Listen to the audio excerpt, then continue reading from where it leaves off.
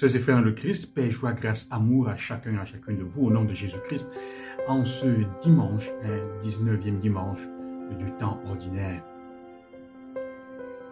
La parole de Dieu qui est soumise à notre méditation aujourd'hui commence par une affirmation fantastique, de laquelle nous sommes invités à prendre conscience fondamentalement. Sois sans crainte, petit troupeau, car votre Père a trouvé bon de vous donner le royaume. Traduisons avec les termes qui sont ceux-ci. C'est certain, le royaume vous est acquis. Il vous appartient. Il est déjà vôtre en héritage. Dieu l'a déjà remis entre tes mains. Ce n'est pas que tu dois devenir encore, non, il t'a déjà donné le royaume. La poste en jeu maintenant, c'est d'en être digne, de le rendre présent, de vivre comme des personnes qui le donnent déjà. Cela exprime l'amour et la confiance que Dieu nous fait de mettre entre nos mains son projet. L'évangile va continuer en nous donnant des conditions. Jésus va nous donner ce qu'on peut appeler, si on veut un peu, les conditions. La première chose, c'est qu'il faut se débarrasser de tout ce qui peut nous empêcher d'être témoins clairs du royaume. Vends ce que tu as, donne-le aux pauvres. Et donne-le, même pas aux pauvres, donne-le partage-le. Il ne s'agit pas de rester sans rien, non. Il s'agit de se débarrasser et de s'entraîner à être des personnes qui sont capables de prendre soin des choses qu'il y a autour d'eux et de ce qui est bien. Et il va continuer en nous disant avec trois petites paraboles. Trois petites paraboles qui parlent du service dans la nuit, de l'attitude du responsable serviteur et de ce que Dieu va faire du patron quand il revient. Ce qu'il y a en commun entre ces paraboles, c'est que tout cela se passe dans la nuit, l'obscurité. Dans la nuit qui représente le moment les plus difficiles, les plus compliqués, la nuit de nos souffrances, la nuit de nos peurs, la nuit de nos difficultés, de nos fatigues à apporter, à vivre de chaque chose, les nuits de nos tempêtes, comme j'ai dans les disciples sur le lac. C'est dans ce moment, vous savez que c'est dans l'obscurité, dans le silence de la nuit, que nous prenons acte de ce qui est le plus important, de ce qui nous manque, de ce qui est important pour notre vie. C'est quand vous êtes dans la difficulté, dans les souffrances, quand vous êtes peut-être même au point de perdre votre vie, quand votre vie est menacée, que vous avez la nette perception de ce qui est le plus important dans la vie. C'est à ce moment-là. Alors c'est dans ces conditions que nous sommes invités, que le Seigneur veut que nous manifestions, que nous devenions témoins. Et il nous dit une chose, il n'y a que deux choses qui nous permettent d'être vraiment témoins. La première est l'attitude du serviteur. Et il nous invite pour cela à cultiver en nous la capacité et le désir de prendre soin des choses et des personnes que nous avons là. C'est ça l'attitude du service.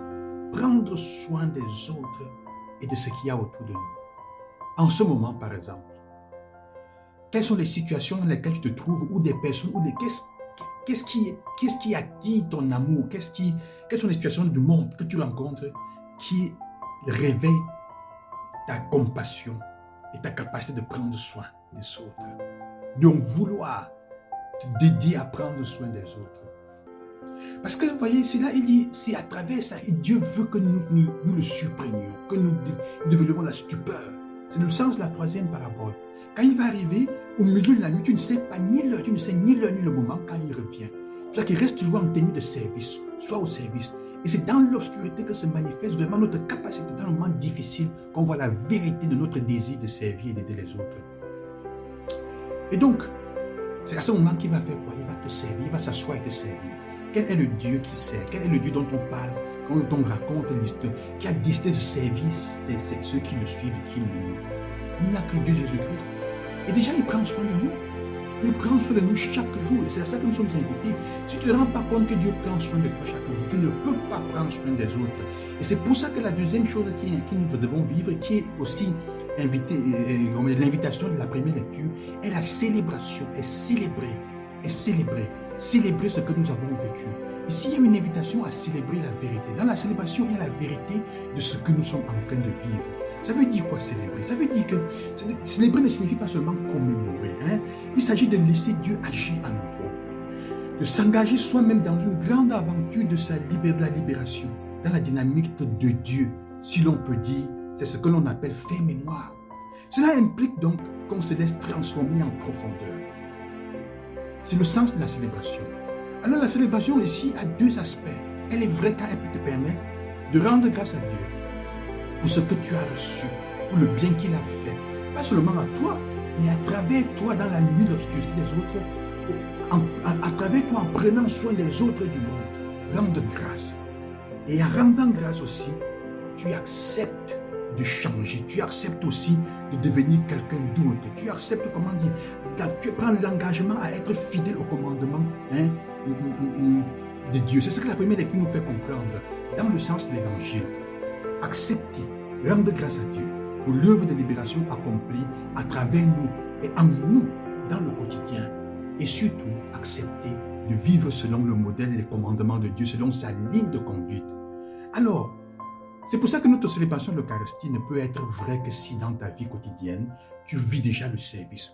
Que peux-tu célébrer? De quoi? Pourquoi peux-tu dire merci dans l'Eucharistie, dans les célébrations chaque jour? Comment peut-elle être vraie si dans ta vie quotidienne, tu n'as rien à apporter, tu ne changes pas? C'est ça.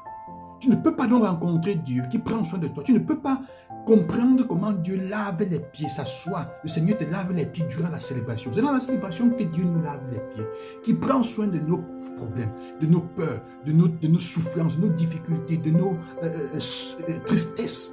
Dans la célébration, et surtout l'Eucharistie, que nous pouvons laisser, qu'il prenne soin de nous, qu'il lave nos pieds, parce que nous sommes capables après d'en témoigner, de le porter dans le monde.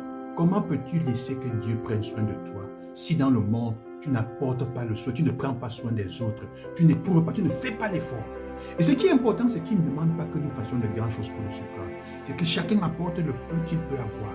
Et c'est l'unique manière avec laquelle nous pouvons prendre soin du royaume que Dieu nous a donné. Apporter chacun son peu. Ne fût-ce qu'un verre d'eau donné à l'autre. Ne fût-ce que tes 5 pains et tes 2 poissons. Ne fût-ce que ta capacité d'écouter l'autre, d'aimer et d'apporter un sourire. C'est ça. Aussi peu et aussi petit que cela semble. C'est prendre soin de l'autre et de ce que nous sommes. C'est la condition pour que le royaume arrive. Alors quelle sera ta contribution cette semaine? Quelle a été ta contribution? Et qu'est-ce que tu veux faire? Que le Seigneur vous bénisse et qu'il vous accompagne. Qu'il vous donne la grâce de vivre bien et de vivre ce que vous célébrez. Et de célébrer ce que nous sommes en train de vivre. Célébrer, c'est rendre grâce et c'est prendre l'engagement de vivre comme Dieu veut. À demain, le Saint Jésus-Christ, et que Dieu vous bénisse.